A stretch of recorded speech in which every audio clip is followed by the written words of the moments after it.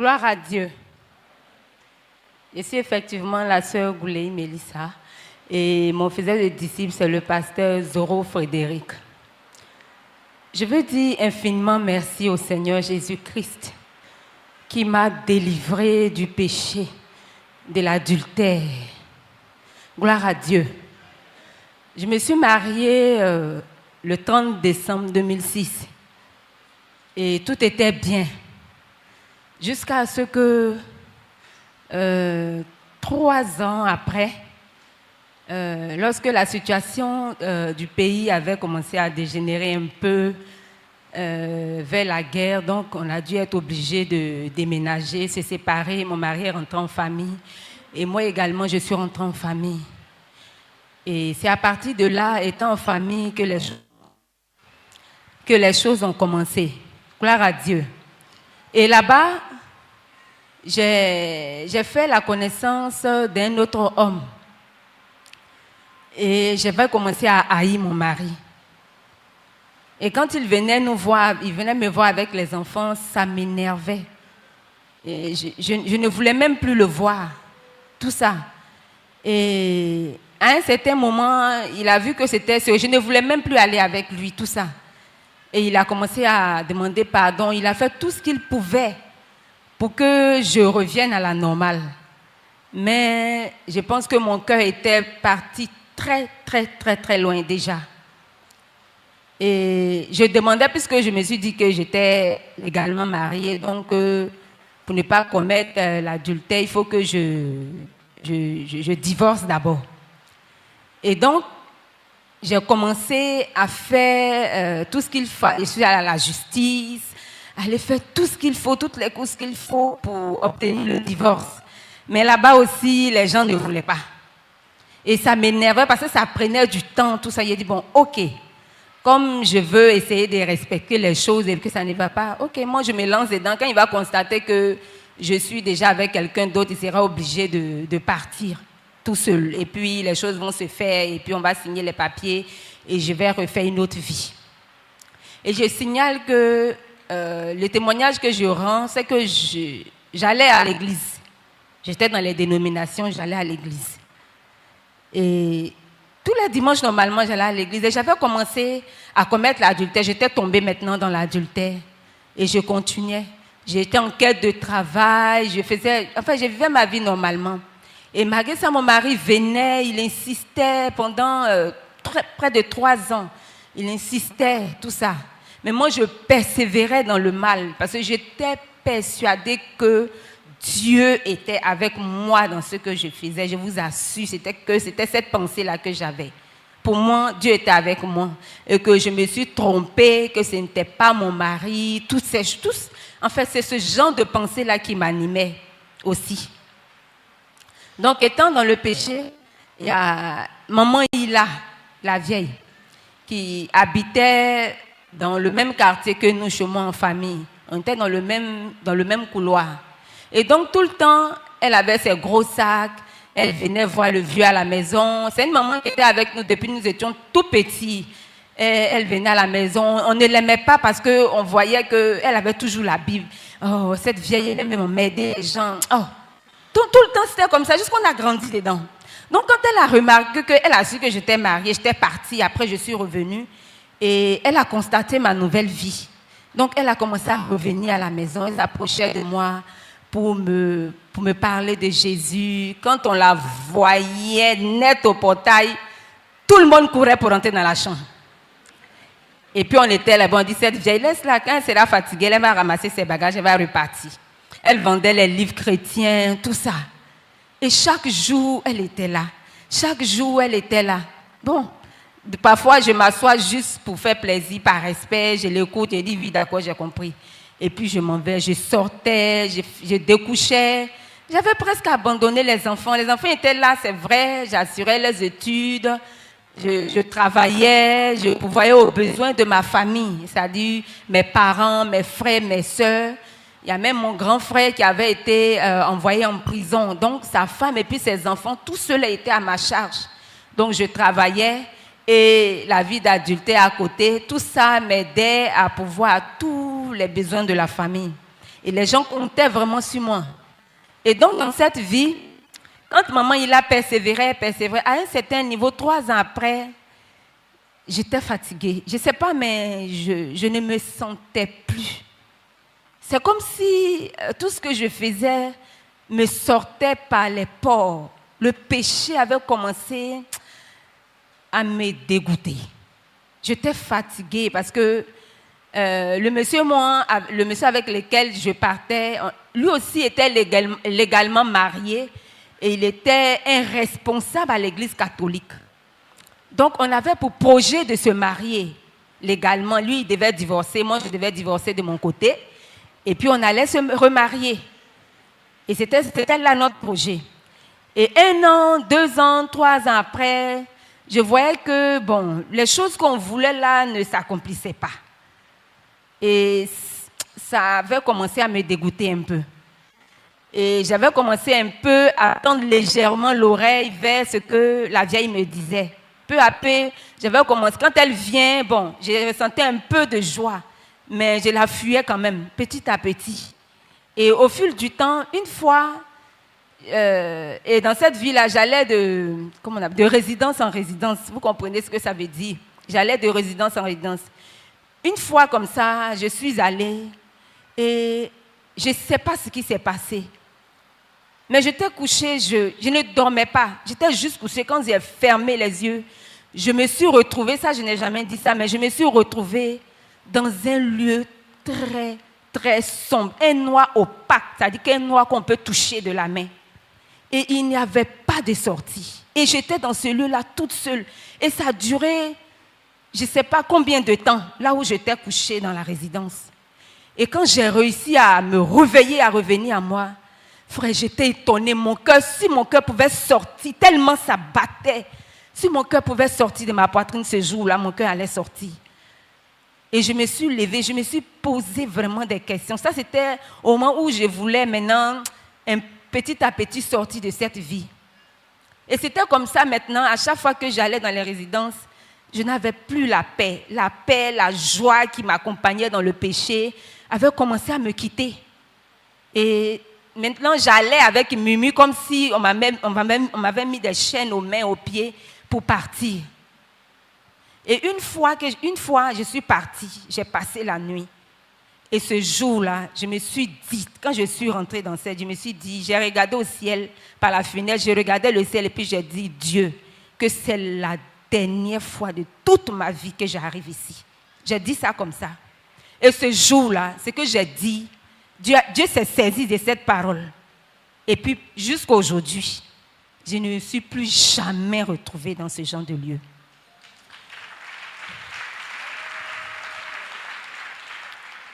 Et par la grâce de Dieu, ce même jour, quand j'ai dit ça, le lendemain matin, j'allais à la maison. J'avais porté une jupe toute blanche. Et de là-bas, de la résidence, j'ai voulu aller directement à l'église. La jupe était propre, il n'y avait même pas de problème. Et excusez-moi, je n'avais pas mes menstrues ce jour-là. Ce n'était même pas la date, donc je n'avais pas mes menstrues. Et j'arrive à la maison, aussitôt je ressors, je dis que je vais à l'église. Et du coup, je constate, je vois du sang sur ma jupe. Une jupe toute blanche. Je dis, mais je suis allée me regarder, je n'ai pas mes menstrues. D'où vient ce sang? Donc j'ai dû être obligée de repartir à la maison, me relaver, changer de vêtements. Et je suis allée dans une église. Et je me suis assise. Frère, j'étais fatiguée. J'étais assise derrière, au fond. Et tout le monde était assis. Et le pasteur, il a prêché. Et ce pasteur, je signale qu'il me connaissait. Et lui, tout ce qu'il voulait, parfois quand je partais, il me dit que ma fille, viens, on va servir Dieu ensemble. C'est vrai que je ne connaissais pas vraiment Christ, mais je vous assure que quand on est dans le monde, on connaît la vérité. Et j'ai vu en ce pasteur-là que c'était quelqu'un d'ignoble. Je me suis dit, mais il connaît ma vie et puis il veut que je serve Dieu dans ça. Donc je n'acceptais pas. Mais je n'avais pas une autre église où partir, donc j'étais là. Et ce jour-là, j'étais assise derrière. Et quand il a prêché, il a tout fait. À la fin, on nous a dit de prier, de nous lever, de prier. Donc, je me suis levée et j'ai dit à Dieu que je suis fatiguée et que ce que je veux, je voudrais une église où où les gens vivent comme dans l'Ancien Testament. C'est ce que j'ai dit ce jour-là. Et après ça, quand on s'est assis, j'ai eu une vision. C'est comme si je voyais l'église de l'Ancien Testament. Au temps des pierres, tout ça, comment les gens étaient habillés, toutes ces choses. Et dans le Nouveau Testament, merci. Comme dans l'église, dans le Nouveau Testament, comment les gens s'habillaient, comment ils marchaient, comment ils étaient ensemble. J'ai eu cette vision claire. Je me suis levée, je suis rentrée à la maison. Et j'avais perdu la joie. Tout ce que je désirais, je ne trouvais pas d'issue en fait. Comment revenir à Dieu? Je ne trouvais plus ce chemin. Et c'était des pensées suicidaires qui avaient commencé à m'habiter. J'avais envie de me suicider. Et là, il y avait deux choses qui m'ont retenue.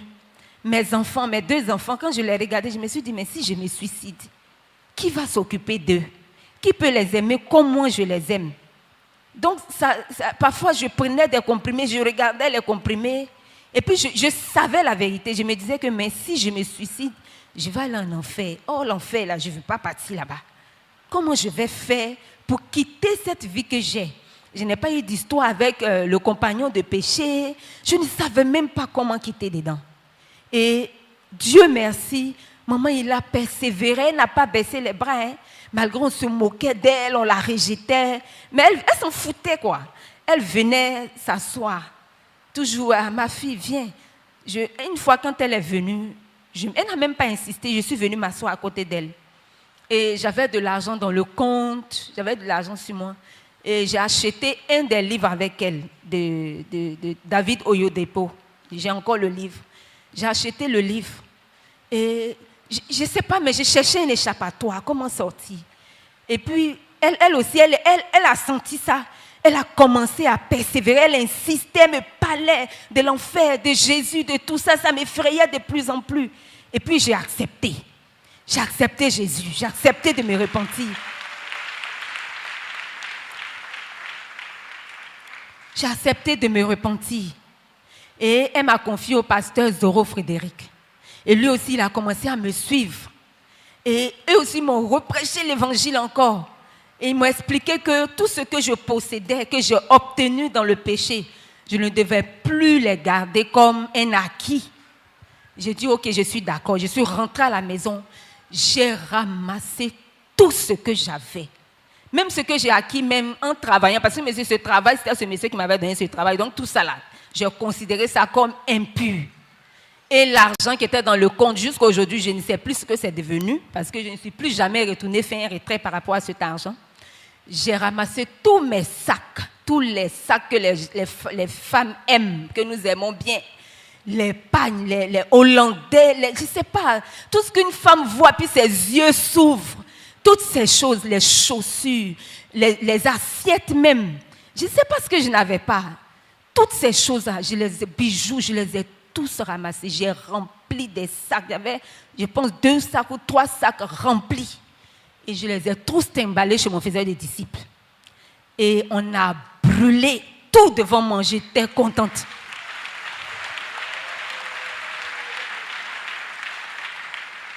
Gloire à Dieu. On a brûlé tout. Ils ont même filmé tout. Le film est là jusqu'à aujourd'hui. On a tout brûlé. J'ai repris une nouvelle vie. Et je ne m'étais pas encore baptisée. Mon baptême a pris du temps. Je ne sais pas pourquoi. Mais ça a pris du temps. Et j'étais inquiète dans mon cœur. Je me disais que il ne faut pas que je retourne dans cette vie-là. Parce que je ne sais pas comment je vais faire. C'est vrai que j'ai dit au monsieur, c'est bon, mais il tournait encore autour de moi. Je voyais, il tournait encore autour de moi. Il cherchait même à me donner de l'argent parfois, tout ça. Et c'était là mon inquiétude. Il ne faut pas que je retourne, il ne faut pas que je replonge. Je ne disais pas à quelqu'un, mais c'était une inquiétude pour moi. Et un jour, maman m'a dit, bon, allons à Djamé. Je vais te montrer notre grand temple. Et puis nous sommes venus.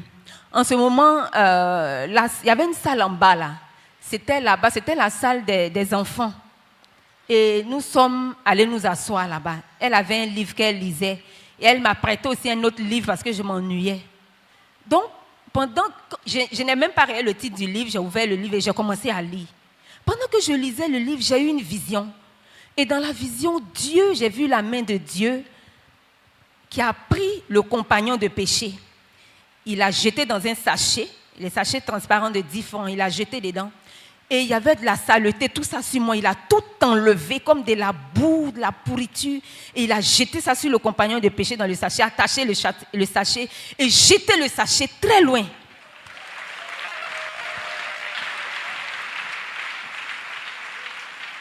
Gloire à Dieu. Et c'est comme ça que, en fait, c'est qui était une inquiétude dans mon cœur. Dieu venait de me délivrer véritablement de ce péché-là. Et j'ai commencé à vivre ma vie. Mais avant, en ce moment, mon brisement des liens n'était pas encore fait. Le jour de mon baptême, quand le jour de mon baptême est arrivé, ils sont allés me baptiser. C'était au kilomètre 17. Les frères m'ont demandé, Sœur Mélissa, qu'est-ce que tu voudrais que le Seigneur fasse pour toi? Donc nous étions arrêtés dans l'eau là.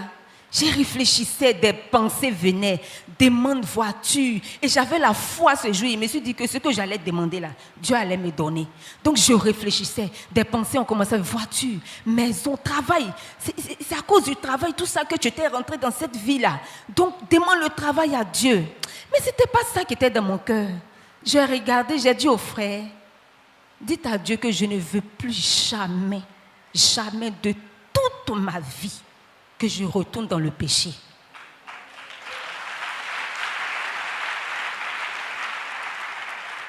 Et les frères ont dit Amen. Et ils ont commencé à prier pour moi. Ils m'ont baptisé. Nous sommes sortis de là. Et peu de temps après, longtemps même après, on a fait mon brisement des liens. Et non, avant même le brisement des liens, frère, avant le brisement des liens, j'ai eu un songe. Dans le songe, j'étais prisonnière dans une montagne. Dans une montagne qui est grande comme notre temple. Et la montagne était noire au dehors comme en dedans. À l'intérieur, on ne se voyait même pas. Ce que je sais, c'est que j'avais une chaîne, comme au temps de l'esclavage, avant, nos ancêtres, là, les grosses chaînes qu'ils avaient au cou, aux mains, aux pieds, c'est ce que j'avais. Et les autres aussi, il y avait des hommes, des enfants. Et notre travail là-bas, on essuyait du sang sur les murs. Je ne sais pas d'où venait ce sang, mais il y avait des patrons, des chefs qui étaient là.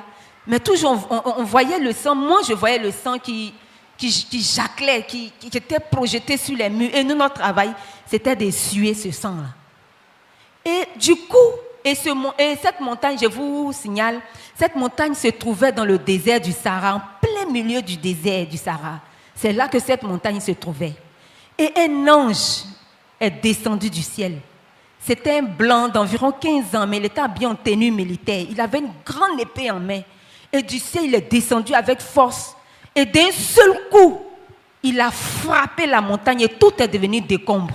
Acclamation à Jésus-Christ. Acclamation à Jésus-Christ.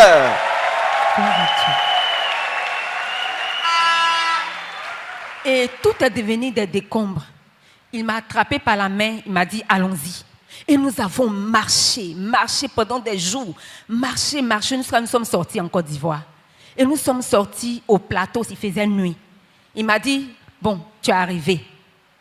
Et il s'est retourné. Donc je me suis retournée, je lui ai dit, mais tu me laisses. En fait, c'est comme si j'étais perdue.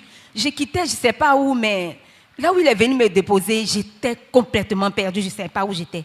J'ai dit, mais tu me laisses. Mais comment je vais faire? Il s'est retourné tout énervé. Il m'a dit que je te dis que tu es arrivé, c'est que tu es arrivé. Et puis il est parti. Donc j'étais arrêtée, je regardais partout. Et là, j'ai vu mon mari et mes 2 enfants. Et je me suis réveillée. Acclamation à Jésus-Christ.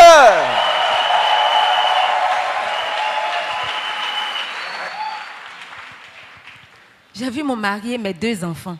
Mais je vous assure que quand je les ai vus, j'ai vu mon mari, je me suis énervée automatiquement. En fait, toujours, même dans les songes, quand je le voyais, je ne voulais pas. Je refusais. Jusqu'à ce que je vienne et que je m'asseye à la CMC. Je m'asseye vraiment à l'église. Et peut-être 2 mois ou 3 mois après, je vois un jour mon mari venir aussi. Il aussi, il est venu, il a fait sa repentance, il a fait tout.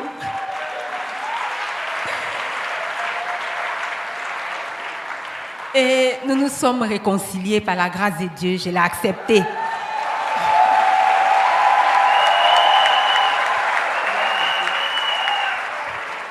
nous sommes réconciliés, nous avons repris et peu à peu, c'est comme ça que nous sommes réconciliés. Et aujourd'hui, nous avons 4 enfants, ce n'est plus 2 enfants.